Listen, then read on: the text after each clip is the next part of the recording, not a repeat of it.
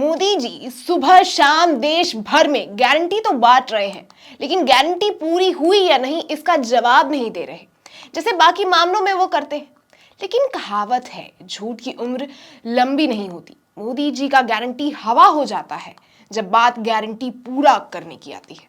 नमस्कार दोस्तों, स्वागत है आपका देश नीति में। मैं आपके साथ गेटी भाविया। वीडियो को अंत तक जरूर देखिएगा, क्योंकि मोदी जी की एक स्कीम से आज सारे पर्दे उठेंगे।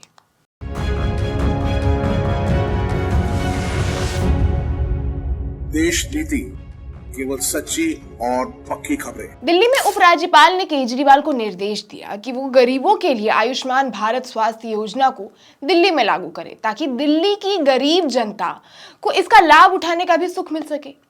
बात तो बिल्कुल सही है। जब मोदी जी गरीबों का इतना सोच रहे हैं, तो केजरीवाल साहब क्यों हड्डी बन रहे हैं? उन्हें तो फटाफट लागू कर देना चाहिए। लेकिन अब 3 दिन पहले की इस खबर को देखिए। Dues pending, Gujarat hospital won't accept PMJAY patient from February 26 to 29। मतलब गुजरात के प्राइवेट अस्पताल 26 फरवरी से लेकर 29 फरवरी तक आयुष्मान कार्ड नहीं लेंगे। ऐसा वो सरकार के पास भरी बकाया बिल क्लियर ना करने के विरोध में प्रदर्शन के तौर पर कर रहे हैं। ये वही गुजरात है दोस्तों, जिसको मॉडल बनाकर मोदी जी उससे बड़े मॉडल बन गए। 15 साल साहब वहां के मुख्यमंत्री रहे। अभी भी वहां बीजेपी का ही सरकार है। डबल इंजन का पावर देख ही सकते हैं आप। हरियाणा और राजस्थान में ऐसे कई प्राइवेट हॉस्पिटल्स हैं जिसमें सरकार के द्वारा रकम जारी नहीं होने की वजह से इस योजना के तहत मरीजों का इलाज बंद कर दिया गया है। और हरियाणा में इंडियन मेडिकल एसोसिएशन यानी IMA ने हरियाणा सरकार के खिलाफ मोर्चा खोल दिया है। आपको बता दूं कि सरकार का हरियाणा के निजी अस्पतालों में 3 करोड़ बकाया है। और तो और मोदी जी के गुजरात में निजी अस्पतालों का तो बहुत बुरा हाल है, मान लो सरकार लूट के ही ले जाएगी। गुजरात में 300 करोड़ की राशि बकाया है। इस योजना के शुरू होने से पहले अस्पतालों और सरकार के बीच डील हुई थी कि 15 दिनों में बिल का भुगतान हो जाएगा, लेकिन 3 साल तक भुगतान नहीं किया जाता है। IMA का आरोप है कि सरकार कभी कभार तो बिना किसी ठोस सबूत के बिल में खुद ही डिस्काउंट जोड़ लेती है और राशि प्रदान करने में कटौती कर देती है। हरियाणा में तो जो सरकार ने 2021 में इस योजना के तहत काफी सारे पैकेजेस निकले थे, उसे लागू ही नहीं किया। वो सिर्फ कागज तक ही सीमित रह गए। और गुजरात में तो बस 10% की ही रकम चुकाई गई है, जिसकी वजह से वहां के निजी अस्पतालों की स्थिति भी काफी बिगड़ चुकी है।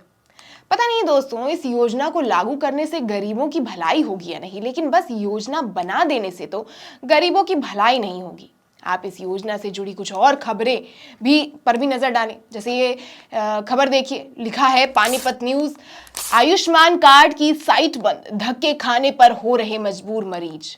और इस खबर को देखिए, कैसे मोदी जी की इतनी बड़ी योजना गड्ढे में लौट रही है।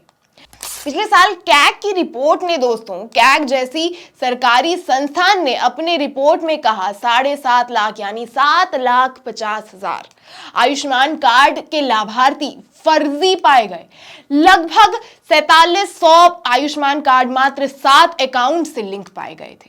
कैग के रिपोर्ट में मध्य प्रदेश में केवल चौंकाने वाले ही खुलासे किए गए। वहां भी मोदी जी के मामा की सरकार थी। अभी भी बीजेपी ही सत्ता में है दोस्तों मध्य प्रदेश में 1 करोड़ 10 लाख रुपए लगभग 400 डेड पेशेंट यानी मृत लोगों को दे दिए गए। ऐसे और भी कई खामियां हैं दोस्तों। राज्यपाल जी इसे दिल्ली में लागू करने को उतावले हो रहे थे, तो सोचा आपको थोड़ा हकीकत से रूबरू करा दूं। आप खुद सोचिए, आपने अपने आसपास जितने आयुष्मान कार्ड के लाभार्थी नहीं देखे होंगे, उससे कहीं ज्यादा आपने अपने आसपास इस योजना से जुड़ी मोदी जी के बड़े फोटो के साथ लगे बड़े बड़े बैनर्स देखे होंगे। मोदी जी प्रचार कम और योजना को सफल बनाने में थोड़ा ज्यादा ध्यान देते तो शायद गरीबों का मुफ्त इलाज भी संभव था और हमारे टैक्स का पैसा भी सही जगह इस्तेमाल हो जाता। बाकी आप अपनी राय हमें कमेंट बॉक्स में जरूर बताएं। क्या उपराज्यपाल दिल्ली में आयुष्मान भारत स्वास्थ्य योजना को सुचारू रूप से चला पाएंगे? क्या वो केंद्र सरकार को बाकी प्रदेशों के अस्पतालों के बकाया बिल को भुगतान करवाने के लिए जोर दे पाएंगे? आपको क्या लगता है, हमें जरूर बताएं। और वीडियो पसंद आया हो तो इसे लाइक और शेयर भी जरूर करें। और चैनल को अगर अभी तक आपने सब्सक्राइब नहीं किया है तो इसे सब्सक्राइब भी कर दें और देखते रहें देश नीति। धन्यवाद।